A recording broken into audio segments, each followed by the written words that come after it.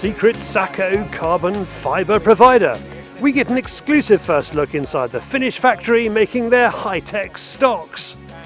The Countryside Rally 2019, huge positivity on the ground, enormous backing online. So how do we make ourselves heard? Plus I'm given the first look through Swarovski's newest glassware at a stressful hunting summit in Italy. We have news, we have hunting YouTube. Welcome to Fieldsports Britain.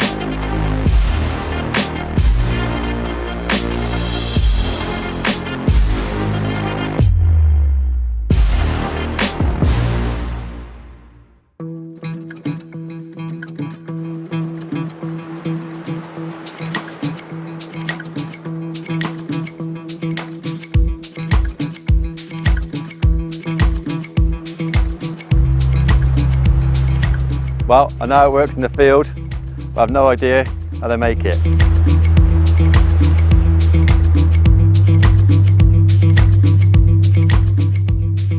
With any cutting-edge technology, information is power. In this secret workshop in Finland, it's power, lightness and strength. Sako strength. This is where all their carbon stock development has taken place for the Carbon Light and Carbon Wolf. It's not just about getting the product right. It's getting it right time and time again. It doesn't move anywhere. It's like rock. Even if you try to squeeze it from here as hard as you can, there is zero movement. There's nothing. It's like a rock. It all starts with the stock skeleton onto which the carbon fibre skin will be applied. This is the first stage of the Carbon Light and the Carbon Wolf. Yes, correct. This is the foam core that we use inside every stock before we start laying the carbon fiber on top of it. Yeah, I mean this is super flimsy. Yes, it's very flimsy, but it gives the shape for the carbon fiber to sit on top of it. And we wouldn't want to even make a hollow carbon fiber, because then of course you, especially in hunting stocks, you get these noise problems when something is tapping with it. So ours is very special method of making, very unique, and it gives us a lot of benefits in many ways. Yeah, but definitely a benefit when you're using them at the end. You know, yes. The recoil is just unbelievable. The recoil and how much this stock can withstand abuse, and how much actually it can withstand without breaking. It's just I'm looking forward to that. Incredible. The raw carbon fibre comes in as rolls or strips of material. It's a kind of weave and has no apparent strength. This is all the carbon fibre here. Got big sheets of it here, Mika, and obviously this is all laid over the rifle stocks. Yes, big part of the stock is the sock here, and one key element is that it's seamless. So that what generates structural strength for the stock. So there is no cutting points in the stock. Right through the middle of the sock. Correct. Seal each end. Yeah. No single material is making the strength. It's the combination of all of these elements that makes the stock so strong as they are.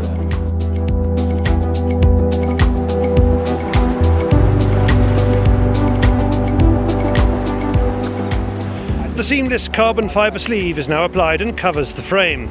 It's starting to look the part. You must be really proud of developing something like this, you know. Yeah, first looking at it like 4 weeks in front of a CAD model and then rolling it, and it's very satisfying to actually see this phase when it's finally starting to come to an actual product. And I really must say, working with fiber products and especially carbon fiber, it's truly rewarding. Yeah. So you can do so many things that you couldn't do with any other material. Yeah. The key to the stock strength is RTM, resin transfer moulding. Carbon fibre fabric needs to be bonded using a resin. Of this method. Yeah. These RTM machines are bespoke, unique, and we can only film part of the process to protect their intellectual property. By slowly getting the resin between every fiber, then we can ensure that this carbon fiber stock has really the highest strength that we can possibly get out from these material combinations. Yeah. So when we extract the stock from the mold, it's going to look something like this. Yeah. And the next phase is to actually clean all the excessive resin that has come out from the sides of the mold. Yeah. And we use a robot to do this part of the phase. So. Right. So it goes fast, and it's also very accurate. Yeah, cool. Some people might think that when you can see a seam in here that we are generating the stock from two separate sides. That's not the case. This is just the seam for the excessive resin. Of course, where it lies between the two presses. Correct. Yeah. Correct. All it needs now is a bit of a clean-up.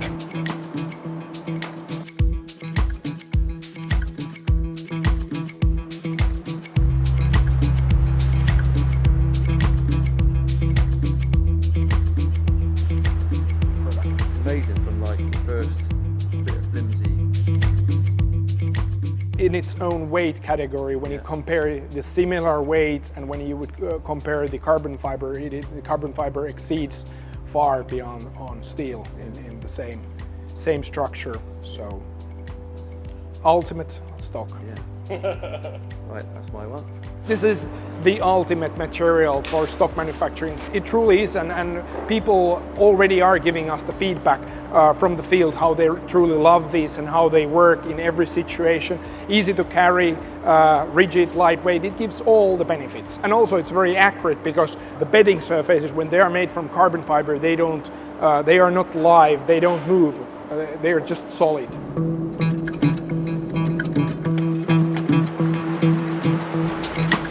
Next time, Paul brings out the big guns and we destruction test a brand new carbon light.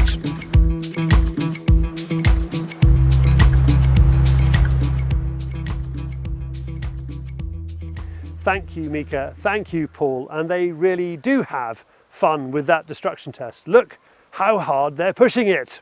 Once again, David thinking Nikons grow on trees. And please, no comments from Canon owners. Coming up, news of the Countryside Rally 2019. First, it's David on the Fieldsports Channel. News Stump.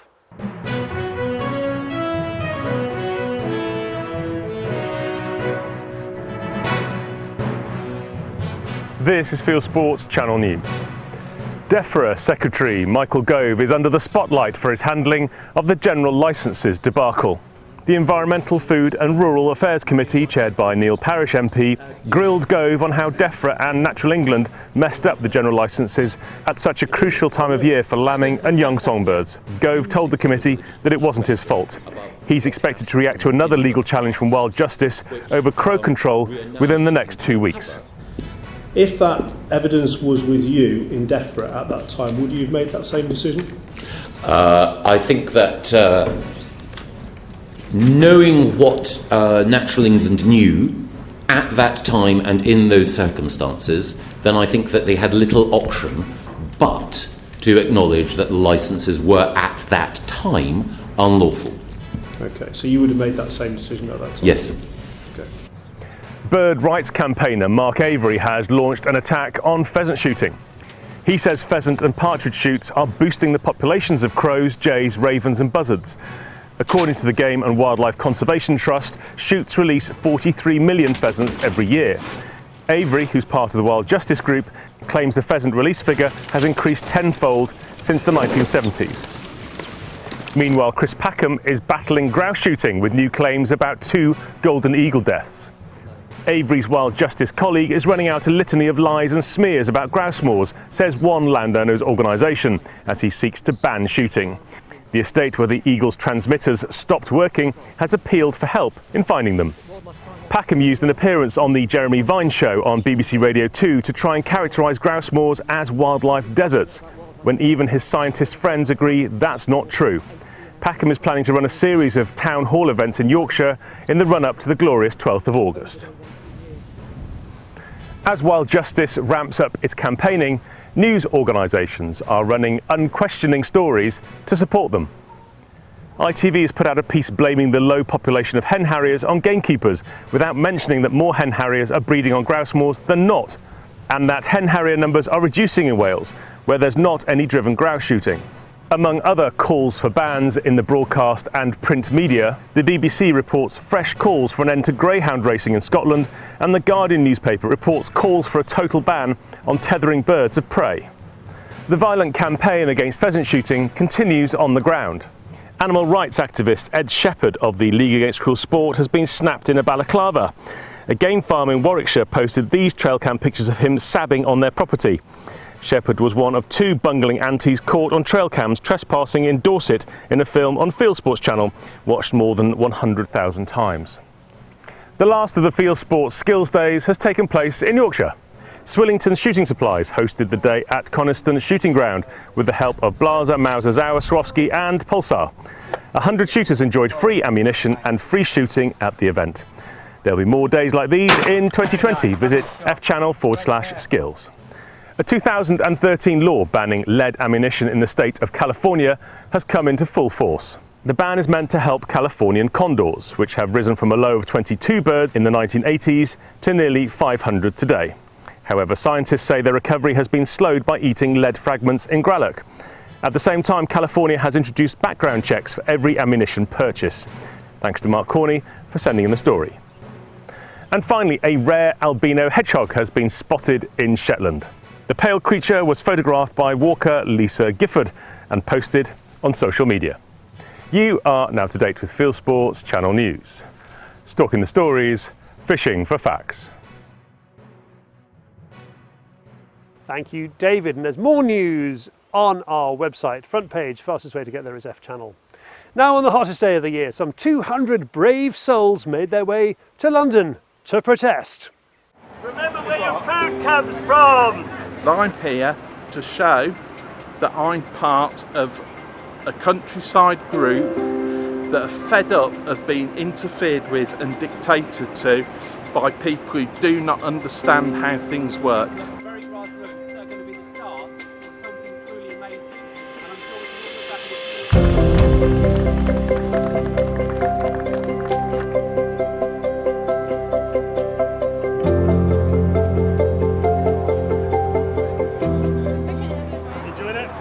Yeah, it's good fun. Yeah, it's really good fun. Very hot, you know, it's very hot, exciting. I was a bit nervous this morning, but now we're on the go, it doesn't feel as bad. Hi, I'm Dave, how are you? Alright, Yeah, you're getting around a bit, so you're down to London now, are you? Yeah, I am. Yeah, a long way from Yorkshire. Why have you made the effort?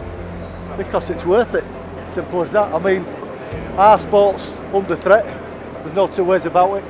I think a lot of people don't realise it's under threat, but I think they will as time goes on. Hopefully this is just the start of things to try and protect our sport, try and protect what we do and what we hold most dear, close to us hearts, and we need to push it, we need to push that agenda, we need to get the message out to people on the street like I've been doing with my grouse campaigning that you're aware of. You know, get out there, show people what we do, that what we do is good and not bad and we're beneficial to all the UK countryside. If only Brussels sprouts smelt as good as bacon sun is. Looks like a couple of hundred people queued out in front of us up to the Union Jack. It's been a very hot and long walk. That's what it looks like, a lot of sweaty people, David. But important though for you, Johnny? I think actually definitely important to me. I'm a little bit upset that more people didn't turn up. And a lot of people get very complacent, the fact that we've got given our general licences back. However, these sort of things are important to show face. The more people that are here, the better we look, 100%. I think today's been wonderful. I think the good spirits, for a good cause, you know.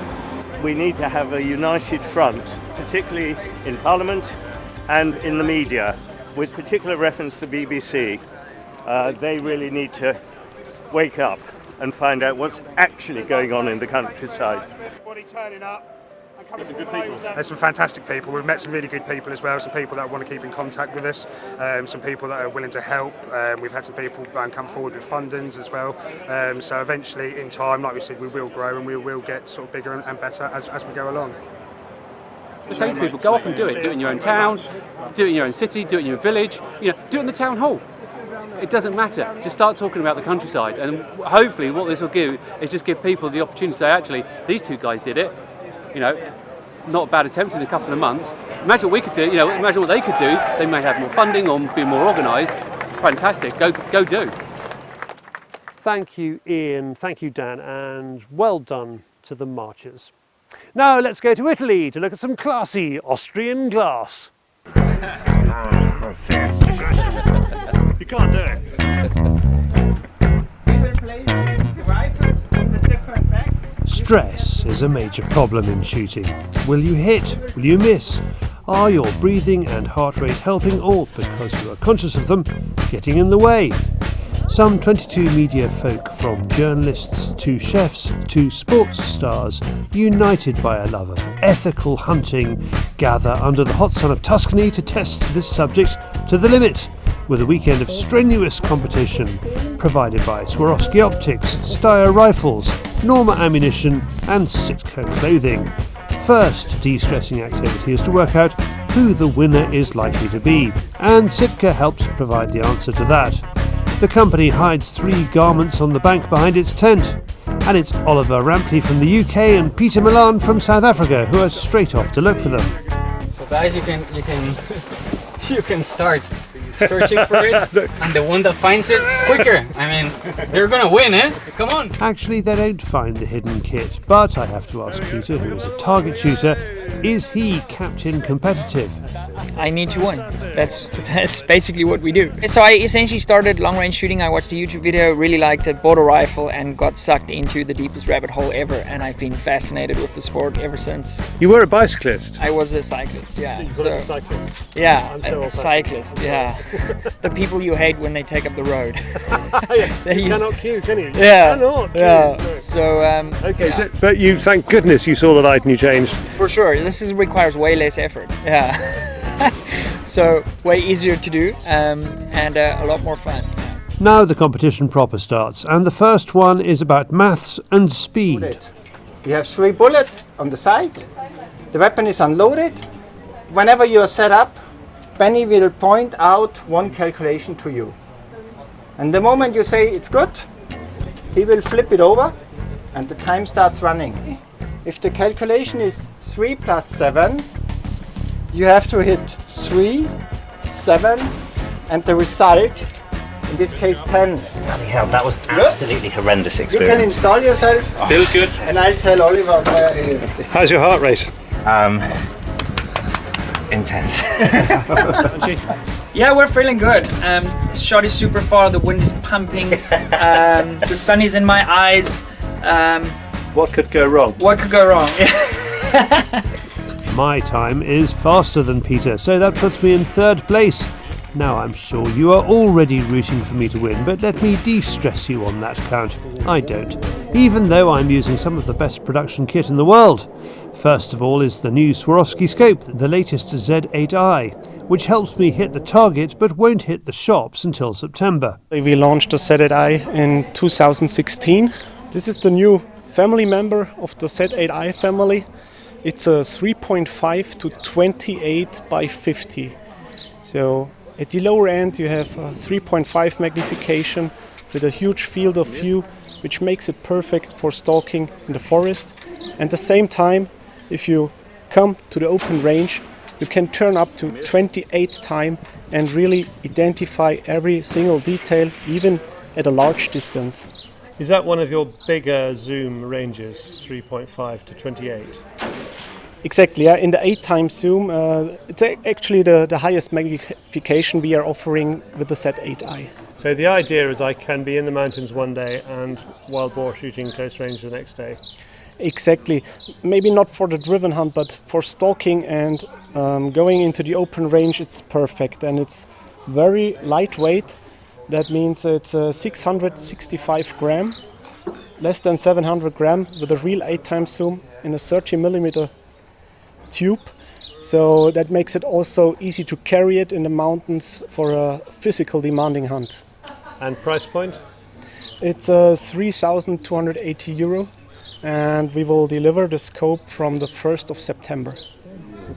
We are shooting from 200 to 550 metres, so we use the turret on the scope. A simple click solves the problem of holdover at different ranges. Another of the partners here, Norma Precision, is promoting its new Bond Strike ammunition. If you have used Norma Oryx on large game and been delighted by its knockdown power, Bond Strike aims to do the same for medium-sized game. When we made our film about the Oryx ammo, we started by setting fire to propellants, so let's do the same today. We burned some powder and showed the people that if it's not in the case, it's not a big bang, it's just burning, but very, very hot. Even hotter than the temperatures right here in Italy, in the Toscana. Yeah, it's more like a plop, because the bullet will leave the case, but because there is no barrel, there is no pressure. So you're a man who makes bullets, and you're about to tell me that bullets are not dangerous? No, of course they are not dangerous. It's just the guy behind the rifle. That's the guy you have to look for. The rifle and the ammo on its own, it's not dangerously, for sure. What we have here is the new Bond Strike. The bonded technology is therefore that you have a deforming bullet, that the lead core will stick to the jacket, and it will not separate. So you don't have a fragmentating bullet. With this bonding technology, you have a deforming bullet. We take the jacket, put the lead inside, melt it down, so lead is liquid, and then it sticks to the jacket. Basically, it's welding. Yeah. What happens to the bullet when it hits the animal? When the bullet hits the animal, it will go into the animal and open up, so it will deform, and because of this bonding technology, the lead core will stick to the jacket. And what's the weight retention? It depends on the caliber and the distance. It's something between, if you're honest, between 75% up to 95%, depending on the caliber and the distance and the deer you are shooting and all different facts, but up to 95%. And then there's Steyr Rifles, which is promoting its new monoblock model. And here, with the help of a little TV magic, is how to disassemble a Steyr monoblock in under 1 minute. 5, 4, 3, 2, 1, go!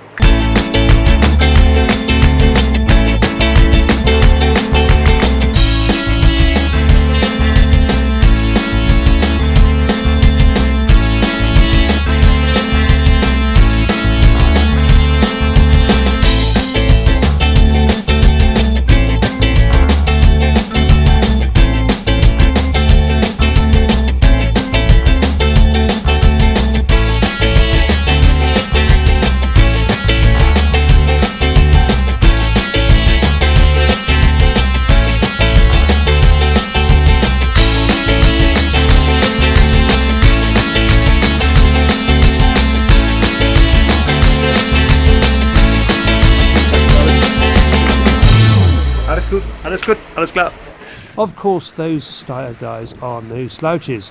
Each one of those pieces, such as the leather insert for the stock, can make a lovely, lovely Christmas stocking filler. Now, just an interesting aside, all these rifles are unmoderated due to local laws. Maybe the farm below the range is a home for deaf animals, but the donkeys, cattle and horses here remain completely unfazed by the gunfire. Back to the competition, and the final is even more stressful. We have experts to help us. Philip Zafas is a combined game shooting shot, which is trap, compact and rifle disciplines. He says you can take metrics such as heart rate too seriously. Seeing your heart rate is actually something measurable, and then you're gonna, end up potentially being in a heart rate that you've performed poorly in before, and that would definitely not help you. So actually, too much information. Yeah, exactly. Like I said earlier, simplicity for me is key to keep your head in the game and actually focus on the task on hand. There's different ways of getting yourself calm, but for me it's mostly about discipline. Since there is not a really strict time limit, it's about having the strength to actually lower the rifle, take a breath, relax, and then build up again. If you weren't in the 10 ring on the try before, and then you might do it again. Another competition shot here is Olympic biathlon 2x bronze medalist Lucas Hoffer. He is here advising his girlfriend on how to shoot straight. How are you telling her how to de-stress? How are you explaining de-stress? Just to be relaxed, don't think about too much about the result and just enjoy it. But you're the fiancé, how can she be relaxed when you're standing there? That's the next problem, but she knows me, so it's the same for me when she's watching me.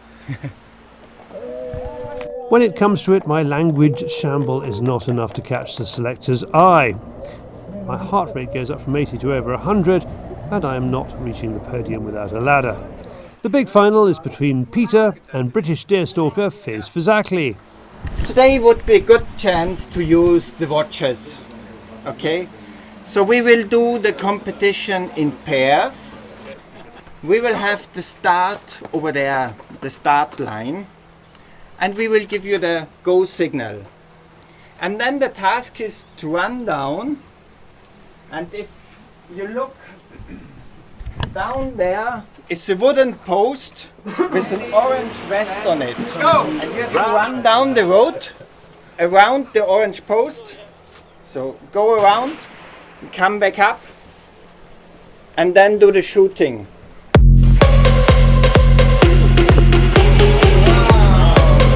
Come on!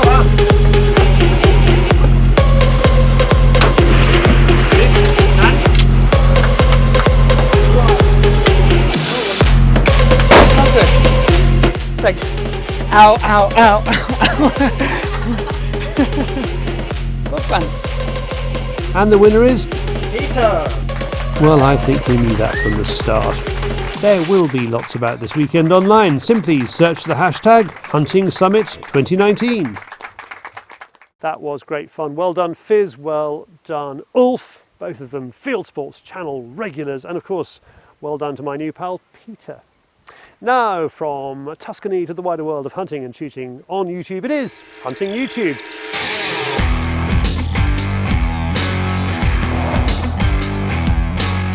This is Hunting YouTube, which aims to show the best hunting and shooting videos that YouTube has to offer. And this week is a bit of a love-in for the good folk who came on the Swarovski weekend with me, who have high-functioning YouTube channels. First up, the winner of the competition, Peter Milan from South Africa, runs Pete's Skeet channel, here doing a film about a kudu hunt. Our own Fizz made the 4-part series A Year in the Life of Fallow Deer with us, you may remember. If you don't, here's a link to part 1. We have also made films with Ulf Lindroth, who is one half of Lindroth Norrin, a hunting expert site in Sweden. And here is one of their recent films, Hunting with a Barking Bird Dog. Anthony Avini from France runs the Avini Expeditions channel, which runs fabulous trips to these stans, hereafter wild boar in Tajikistan. Nikolai from Walk on the Wild Side DK is a chef, a shooter and a bit of a rock star on the side. In this film he is hunting deer and cooking venison in Denmark. Massimo Vallini runs the Italian magazine Armi e Tiro, which is one of the biggest gun channels in Europe. Here he is on a press trip with Browning in Slovenia. Mia Anstein from the USA is all about encouraging people to go outdoors, enjoy the countryside, hunt and eat. She makes a YouTube vlog. And finally, off the topic of the weekend, here is a shout out from Morten Schultz, who sends me this film about rose stalking, including a surprisingly close encounter with an animal. It is episode 2 of the series he's making. That's it for this week. I've put all these films into a playlist for you. Click on the eye symbol top right or check this film's description. If you have a YouTube film you would like us to pop into the weekly top 8, email me the link, charlie@fieldsportschannel.tv. Another film you might like to watch, it's our new episode of Fieldsports Ireland, and this time Jason is setting out pigeon decoys. Jason gives us a bird's eye view, shows us his secrets on how he sets out his irresistible pigeon pattern while he waits for crops to ripen. He also helps out John Griffin the butcher, making some delicious chorizo flavoured burgers using the trimmings from the many deer that pass through his hands. And Jason's thoughts on a last-minute email sent from Dan Curley, chairman of the NARGC, about the proposed lead ban in Ireland. Well, that's it for this week. If you haven't done so, please pop over to our website, fieldsportschannel.tv, or F Channel is a quick way to get there. You can like us on Facebook and on Instagram. You can follow us on Twitter. You can subscribe to us on YouTube. And best of all, you can pop your email address into our register page and we'll contact you via constant contact about the show, which is at 7 p.m. UK time every Wednesday. Plus, you can back us. Go to fieldsportschannel.tv/shares to find out about that. I'll see you next week. Good hunting, good shooting, good fishing, and goodbye.